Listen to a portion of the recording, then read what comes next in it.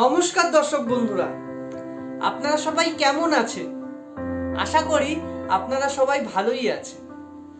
দর্শক বন্ধুরা, আপনারা যারা 90 দশকের ইন্ডি পপ কালচার পছন্দ করেন, আশা করব আজকের এই পর্বটি আপনাদের ভালোই লাগবে। দর্শক বন্ধুরা, আজকে আমি এমন এক সুগায়কের গল্প আপনাদের বলতে চলেছি, যিনি মাত্র 4 বছর বয়সে প্রথম পিয়ানো বাজিয়েছিলেন এবং 9 বছর বয়সে প্রথম মিউজিক কম্পোজ করেছিলেন। নমস্কার দর্শক বন্ধুরা, আমি স্বাগতম দাস ওয়ার্ল্ড অফ স্বাগতমে আপনাদের স্বাগতম জানাই। দর্শক বন্ধুরা, আজকে আমি বিখ্যাত সুগায়ক আদনান সামির জীবনের গল্প আপনাদের বলতে চলেছি। আপনারা এই পর্বটি দেখুন, শুনুন এবং উপভোগ করুন।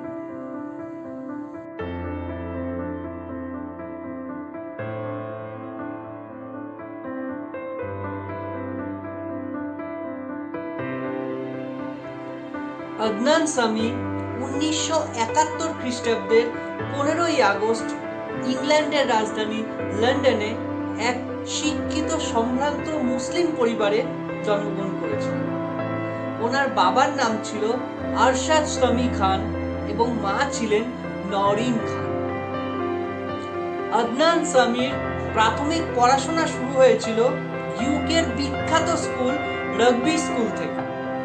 সেখানের পড়াশোনা সমাপ্ত করার পর তিনি লন্ডনের বিখ্যাত কলেজ কিংস কলেজ থেকে তিনি আইন বিষয়ে ব্যাচেলর ডিগ্রি লাভ করেছিলেন এবং তার পরবর্তীকালে তিনি ইংল্যান্ডের বিখ্যাত কলেজ লিঙ্কন ইন থেকে তিনি ব্যারিস্টার হয়েছিলেন।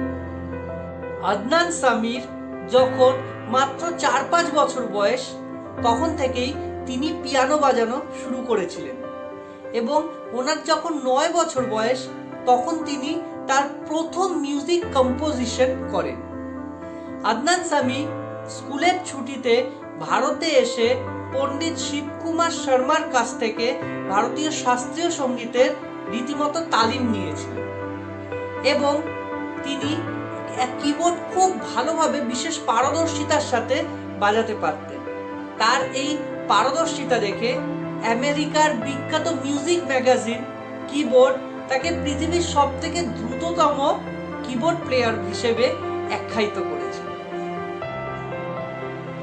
1989 সালে উস্তাদ জাকির হুসেনের সাথে আদনান সামি যৌথভাবে দ্য ওয়ান অ্যান্ড অনলি নামে একটি অ্যালবাম প্রকাশ করেছিলেন।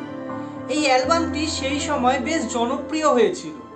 তার পরবর্তী সময়ে 2000 সালে আশা ভোসলের সাথে আদনান সামি যৌথভাবে কভি তো নজর মিলাও নামে একটি মিউজিক অ্যালবাম প্রকাশ করেছিলেন এবং মিউজিক অ্যালবামটি সেই সময় খুব ভালোভাবে জনপ্রিয়তা অর্জন করেছিল।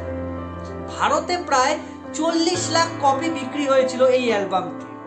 এই অ্যালবামটি প্রকাশের সাথে সাথে আপামর জনসাধারণের মুখে মুখে ছড়িয়ে পড়েছিল আদনান সামির নাম এবং 2001 এবং 2 সালের ইন্ডি পপ চার্টে ওনার এই অ্যালবামটির গানগুলি সবসময় টপে ছিল।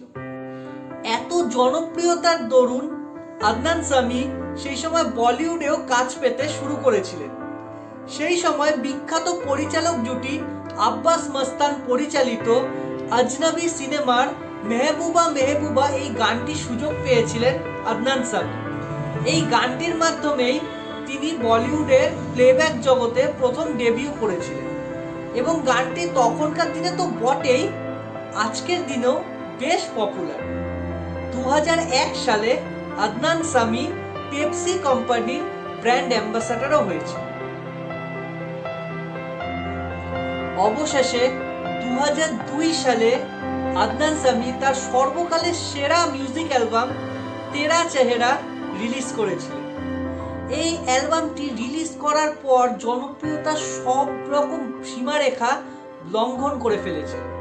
আপামর জনসাধারণ আদনান সামির মেলোডিয়াস ভয়েসের মাধ্যমে মশগুল হয়ে পড়েছিল। 2002 সালের পরবর্তী সময়ে আদনান সামিকে আর পিছু ফিরে তাকাতে হয়নি। তিনি একের পর এক বলিউডের প্রচুর সিনেমায় কাজ পাচ্ছিলেন। সেই সিনেমাগুলির মধ্যে Saathiya, Koi Mil Gaya, Lucky, Life in a Metro, Garam Masala, Bajrangi ভাইজান প্রভৃতি উল্লেখযোগ্য। এছাড়া তিনি কিছু রিয়েলিটি শো যেমন Bol Baby Bol, Super Singer, Saregamapa, Little Champs প্রভৃতি রিয়েলিটি শোতে তিনি জাজও হয়েছেন। আদনান সামি ছিলেন একজন পাকিস্তান বংশোদ্ভূত। এই কারণে তিনি কিছু বিতর্কের শিকারও হয়েছিলেন। তিনি ভারতবর্ষে থাকতেন এবং ভারতবর্ষের সিটিজেনশিপ পাওয়ার জন্য বেশ কিছুবার অ্যাপ্লাই করে রিজেক্টও হয়েছিল। অবশেষে 2000 সালের বেশ কিছু আগে তিনি ভারতীয় নাগরিকত্ব পেলেন এবং 2020 সালে মাননীয় ভারত সরকার আদনান সামিকে পদ্মশ্রী পুরস্কারে পুরস্কৃত করেছে।